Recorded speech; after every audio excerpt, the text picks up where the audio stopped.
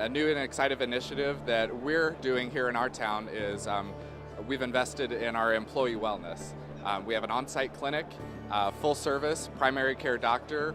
People can get prescriptions filled. It's good for employees and their dependents, fully free to them.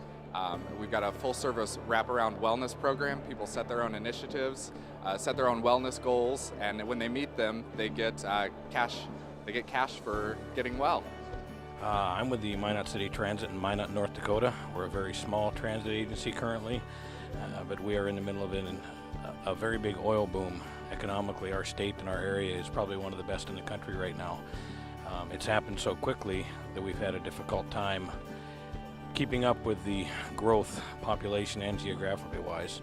So currently we've enlisted the help of a consultant, Nelson Nygaard, out of Washington State, that's coming in, and they're doing a transit study for us to try to help us kind of rebuild our system so we can meet the needs of all the new people that are moving into our community.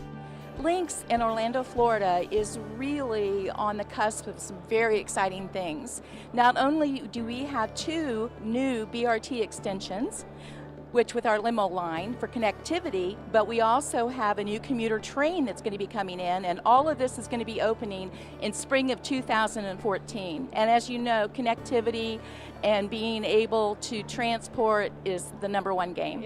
We've just got a bus rapid transit project moved into project development. So we're very, very excited about helping our community grow economically by the possibility of bringing bus rapid transit into our community. And there's no question bus rapid transit is going to really enhance our major spine corridor within our region.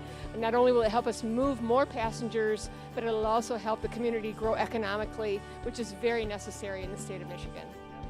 One of our new exciting projects that we have going on, we're currently installing a propane fueling station to utilize propane as a dual fuel in our fleet as an alternative fuel. Our cutaway vehicles that provides accessible transit to the students and faculty and staff will now utilize gasoline as well as propane.